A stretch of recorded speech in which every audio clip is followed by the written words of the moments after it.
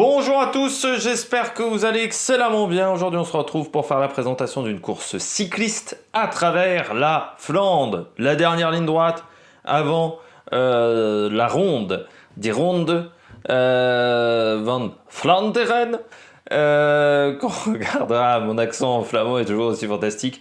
Avant, donc bien entendu, le Tour des Flandres, la dernière la dernière semi-classique flandrienne. À travers la Flandre, dernière course, donc répétition générale, pas vraiment, parce que souvent vous avez des coureurs qui font l'impasse sur cette course, ce qui rend parfois cette course, cette épreuve très débridée, notamment l'année dernière avec Van Baarle, parce qu'on n'a pas forcément tous les leaders, ou vous allez avoir des leaders qui vont venir, mais qui vont un peu se réserver dans le final en se disant, un peu comme l'année dernière, oh bah je me réserve un petit peu parce que je vais avoir une course dans 4 jours qui est très importante et qui est très fatigante. Donc c'est pas forcément là où on va retrouver les favoris pour la victoire finale du Tour des Flandres, et ça se voit un petit peu même sur la start list. Mais ce qui rend cette course assez débridée. On va retrouver des sections qu'on a vues lors des derniers championnats du monde, parce que les derniers championnats du monde, lors des boucles flandriennes, s'inspirer un petit peu du parcours d'à travers la Flandre. Et puis, à travers la Flandre, c'est aussi une course qui est assez intéressante parce que ça mêle section en côte, on va dire, classique qu'on retrouve aux Flandres, avec des secteurs pavés beaucoup plus à plat, qui sont pas toujours simples parce que parfois un petit peu sablonneux, un petit peu terreux. Donc ouais, il y a aussi cette particularité là. Une course qui ne fait que 184 km, mais vous allez voir que cette classique est assez dense en termes de difficulté et qu'elle peut faire assez mal aux pattes dans cette course. Donc voilà, on va voir tout de suite le parcours de cette édition du Tour des Flandres, pas du tout, de À travers la Flandre. N'hésitez pas à vous abonner à la chaîne, à réagir dans les commentaires, à mettre un pouce bleu, à partager la vidéo, notamment sur les réseaux sociaux, notamment auprès de vos proches, si vous pensez que ça peut les intéresser. Je vais faire une petite coupe parce que j'entends que dehors, j'avais ouvert la fenêtre, mais en fait dehors, il y a des oiseaux qui chantent et ça fait un petit peu de bruit. Alors je vais fermer tout de suite la porte. Petite coupe. On est de retour dans cette vidéo. À travers la Flandre, le parcours, le profil, vous l'avez tout de suite à l'écran, 184 km. Et contrairement à d'autres classiques belges, notamment le Tour des Flandres, où ça met un petit peu de temps avant de se lancer, là on n'aura que 50 km, on va dire, d'un petit parcours entre Roeselare et le circuit qui va faire la majorité des difficultés de la journée. Et vous voyez que c'est très dense. Ce Tour des Flandres, avec notamment le premier secteur du côté de Varennes qui sera un secteur pavé classique, puis on attaque avec le nouveau Quarmont, qui est assez peu utilisé, le nouveau Quarmont. On a l'habitude du vieux Quarmont, et bien là c'est le nouveau Quarmont qui est quand même beaucoup moins difficile que le vieux Quarmont. On redescend vers le Zilstraat, ça sera au kilomètre 71, donc on est déjà plus qu'à 110 km de l'arrivée, donc on arrive très proche. Et puis ensuite, peut-être le morceau le plus compliqué, c'est le Knotteberg. Le Knotteberg, hop là, je l'ai remis là. Knotteberg, c'est 1 km à 8% de moyenne, avec notamment un passage à 10,6. C'est assez compliqué le Knotteberg, c'est vraiment pas la difficulté la plus évidente. Puis on enchaîne avec le Schokkestrat, Othon, et puis on arrive assez vite au kilomètre 113 à Berg ten Houte.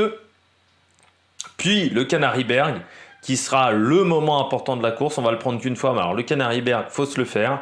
Pour enchaîner derrière avec le Knotteberg de nouveau. Othon, qu'on aura déjà pris auparavant également.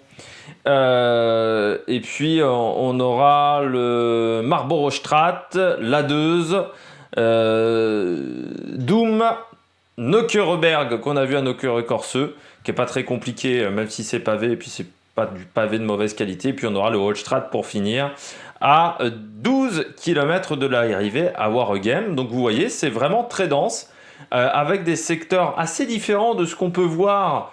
Voilà, il y a quand même quelques sections à plat de pavés. Et puis voilà, c'est pas évident quoi, comme course, et souvent c'est assez débridé comme parcours. Je pense que l'enchaînement le plus compliqué, ça sera au deuxième tour, après qu'on ait pris le Berg ten Houte et le Canariberg. Ça, c'est déjà un bel enchaînement. Et ensuite, le Knokteberg enchaîné avec Othon, puis le Marlborough-Strat et l'A2, cet enchaînement-là qui se déroule en 15 km. Ça, c'est bien costaud et ça a 50 bornes de l'arrivée, donc c'est peut-être là où l'attaque finale va sortir. On continue dans cette vidéo avec la météo. Il fera nuageux de 10 à 12 degrés avec un vent de nord-est qui sera favorable sur la première partie de course, puis défavorable dans une section, notamment le Marlborough-Strat. Et puis, à partir de Doom, pardon, je vois très mal, hein, de Doom, enfin du secteur 5, voilà, ça sera vent favorable. Donc les 30 derniers kilomètres sont sur vent favorable. Et avant, ça sera vent un petit peu défavorable, notamment lors du Canariberg, en sachant qu'il y a également une section qui sera vent de côté. Le vent sera entre 20 et 30 km/h. Je pense que ça ne sera pas suffisant, notamment pour tenter des coups de bordure, s'il y a besoin de faire des coups de bordure pour que ça casse en haut des monts. On continue avec le palmarès de cette épreuve. C'est pas le palmarès le plus coté à travers la Flandre, hein. C'est pas la course qui attire le plus. Alors on avait eu Van Der Poel en 2019, Van Baarle l'année dernière devant Christophe Laporte et Tim Merlier. Yves Lampaert s'est imposé 2 fois, Jens Debusschere, Jelle Wallace également s'est imposé dans cette course, Niki Terpstra l'a remporté 2 fois. Sylvain Chavanel est le seul vainqueur français de cette épreuve. Il avait également fait 2e en 2012 et donc vainqueur en 2008 à l'époque de la Cofidis. On a également Robbie McEwen, Baden-Cook qui a remporté cette course. Et puis Johan Museeuw qui s'est imposé dès 93. C'est la première grande course qu'il avait remportée. Hedwig van Hooijdonk, le père de Nathan, l'a également gagné en 90. Les 3 Plankaert, Eddy, Walter et Willy Plankaert se sont imposés dans cette course. Walter Godefroy également l'a remporté 2 fois, si je ne me trompe pas. Et c'est une course qui a eu comme première édition en 1945, si Pro Cycling Stats ne se trompe pas. Et puis pas de Eddy Merckx, pas de... Là, il y a des coureurs. Tom Boonen s'est imposé qu'une seule fois. Cancellara n'a jamais été sur le podium même de cette course. Donc c'est toujours un peu particulier parce que parfois vous avez des leaders qui ne veulent pas aller à travers les Flandres pour ne pas se fatiguer avant cette grande classique. Du côté du palmarès c'est fait, du côté des équipes en présence, nous allons avoir Ineos, UAE, Quickstep, AG2R, Jumbo, Alpecin, Trek, Lotto, Astana, Bahreïn, Bora, Cofidis, EF, Groupama, Intermarché, Israël, Movistar, Team Back Exchange, Team DSM, Team Arkea Samsic, Total Energy, BNB Hotel, Sportlanderen, Bingoal Wallonie-Bruxelles et on terminera avec Uno X, notamment l'équipe avec Christopher Halvorsen. Du côté des favoris, je rappelle qu'il est 16h10 au moment où j'enregistre, nous sommes le 29 mars. Donc c'est la start list qui est sur Pro Cycling Stats à ce moment-là, même si elle devrait peu différer de la start list de demain. Parmi les favoris, j'ai mis Van Der Poel, Mathieu Van Der Poel pour moi, parce que on l'a vu sur la semaine copier Bartali, on l'a vu également à Milan-San Remo. Alors certes, il ne l'a pas encore roulé sur les pavés, mais bon, on sait que le bonhomme est plutôt à l'aise. Il a fait des cyclocross également pendant l'hiver. Donc je pense que ça ne devrait pas lui poser trop de soucis de revenir sur les pavés Van Der Poel. Et il s'est quand même imposé de manière assez magistrale. J'ai vu que la fin de l'étape, mais son sprint était assez impressionnant, Van Der Poel. J'ai mis Tige Benoot, même si du côté de la Jumbo, on n'a peut-être pas emmené ni Christophe Laporte, ni Wout van Aert.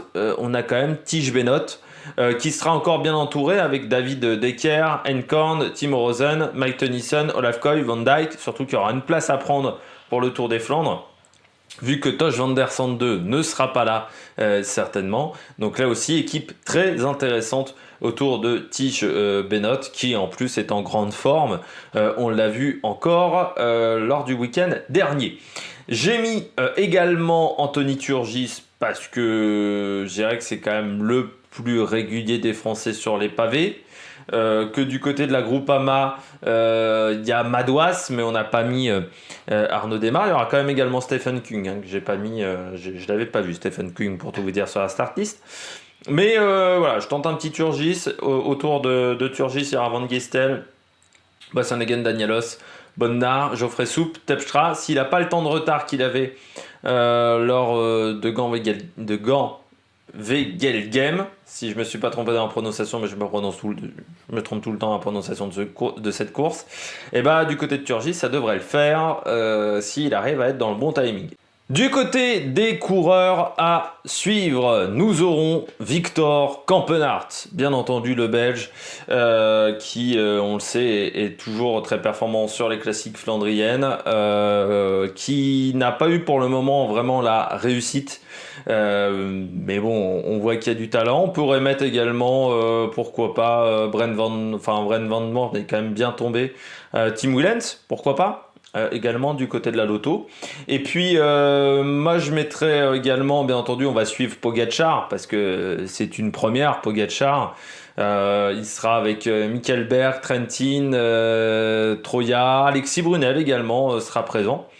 On va voir ce que ça va donner, hein. Pour moi, c'est la grande surprise. Enfin, c'est la grande surprise. Voilà, on le sait, Pogačar. Est-ce qu'il arrivera à s'en sortir sur les pavés ? Je ne sais pas. Mais c'est un test pour lui également en prévision du prochain Tour de France. Et puis, Yves Lampaert. Il s'est quand même imposé 2 fois sur cette course. Là, il aura Stibar avec lui, mais pas forcément d'autres leaders, parce que pour Jacobsen, je pense que c'est un peu trop difficile. Donc Yves Lampaert, sur un parcours comme ça, on l'attend peut-être pas, le Belge, mais c'est peut-être lui qui va sauver un petit peu presque la saison de la Quick Step avec Jacobsen, bien entendu, à Kuurne, Bruxelles, Kuurne. Du côté du programme télé, ça sera du côté de la chaîne L'équipe à partir de 14h50 à 14h45 sur Eurosport 1. Et j'ai oublié de mettre mon petit message avant les pronostics. Je ne vous conseille absolument pas de jouer sur les sites de paris sportifs multiples. Ce sont des favoris à titre totalement indicatif et je vous conseille absolument pas de mettre votre argent dans ces entreprises-là qui ont pour objectif quand même de gagner de l'argent grâce aux pertes que vous allez faire sur les différents pronostics que vous allez réaliser. Donc faites vraiment attention, mettez pas tout vos économies dans ce genre de site internet. On va passer également à un point qu'on m'a demandé, c'est le point classement UCI de la semaine.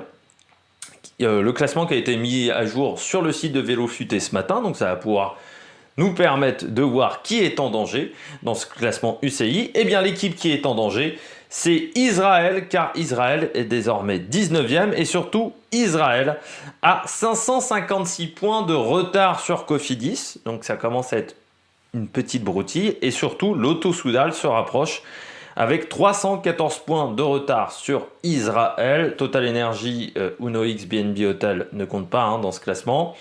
La surprise donc pour le moment, c'est que Cofidis fait quand même une belle saison avec 2410 points. C'est bien plus que les différents adversaires du côté de son classement, du côté de cette fameuse 18e place, on va dire, tant convoitée pour le World Tour sur les 3 prochaines années. Intermarché, grâce à sa victoire à Gand, reprend également un petit peu des couleurs et reste devant Cofidis. Bike Exchange, pas si bien que ça. Bike Exchange n'a que 97 400... aux alentours de 800 points d'avance sur Cofidis, donc sur une saison c'est pas énorme, et surtout on pourrait avoir des inquiétudes sur 2 équipes, c'est EF qui n'est pas très loin en fait de Cofidis, ils sont à moins de 1000 points de Cofidis et pour l'instant ils n'en ont engrangé que 735, c'est-à-dire 3 fois moins que Cofidis, donc ça fait un peu mal. Et puis bien entendu Astana, 799 points seulement pour Astana, mais Astana a quand même un petit peu de marge sur ces équipes-là. Elle est 3500 points, on va dire, devant la Cofidis, mais il faudra quand même se méfier, parce que si Astana réalise vraiment une très mauvaise saison, ça peut être compliqué. Et au niveau de la saison 2022, parce que j'ai également les totaux, hop, de la saison... alors, bien entendu, ça va pas me le mettre comme je le veux. Au niveau de la saison 2022, je ne sais pas comment recaler la case. Bon, on va le faire à l'ancienne. Eh bien, du côté de la saison donc 2022, hop là, c'est pour le moment UAE qui est en tête devant Jumbo Visma, 5000 points, 3900 points pour la Jumbo Visma. Ensuite, on retrouve avec 2992 points la Bahreïn Victorious. On a également Ineos Grenadier qui a 3192 points. 3500 points pour Arkea Samsic. 2410 points pour Cofidis. Et donc, quand je dis que le rendement de Quick-Step est moins bon que les années précédentes, c'est que la Quick-Step est juste devant Cofidis en termes de points avec 2536. C'est-à-dire que Quick-Step est derrière Jumbo, UAE, Ineos, Bahreïn, Arkea en termes de points sur l'année. Voilà, ils ne sont que 6e de ce classement. Quand je dis que le rendement de Quick-Step est moins bon, je crois qu'on peut le notifier également en termes de chiffres. Parmi les équipes qui font un mauvais début de saison, bien entendu, j'ai parlé d'Astana, j'ai parlé également de EF. DSM, c'est pas foufou non plus, avec seulement 1088 points. Hein, ils sont en 3e en partant de la fin. Et puis, sinon, on a un groupe, on va dire, entre Trek, Groupama, AG2R, Bike Exchange, qui est entre 1700 points et 1800 points. Movistar également. Enfin, voilà, il y a un petit groupe, il y a un petit middle pack, on va dire, à ce niveau-là. Et la Total Energy, pour le moment, a récupéré plus de points que la Lotto Soudal et que Israël, parce que Israël n'a que 1025 points, donc c'est un peu compliqué pour Israël en ce moment. Mais quand je dis que la Quick-Step, pour le moment, c'est pas foufou, c'est vraiment pas dingue. Et si on compare en 2021, ils ont récupéré 15 641 points sur donc 10 mois de saison, hein, entre février et octobre, on va dire, sur 10 mois. Donc là, sur les 3 premiers mois de l'année, on est quand même en dessous des standards, hein, parce qu'il aurait fallu récupérer quasiment 4000 points pour être dans les clous. On est loin des 4000 points. Donc là aussi, quand je parle de rendement moins bon que les années précédentes, il y a également une confirmation de ce côté-là. J'espère que vous avez aimé cette vidéo. Si vous avez aimé cette vidéo, n'hésitez pas à vous abonner à la chaîne, à réagir dans les commentaires, à mettre un pouce bleu. Et puis nous, on se retrouve pour de nouvelles aventures sur la Mec Production. Ciao, ciao!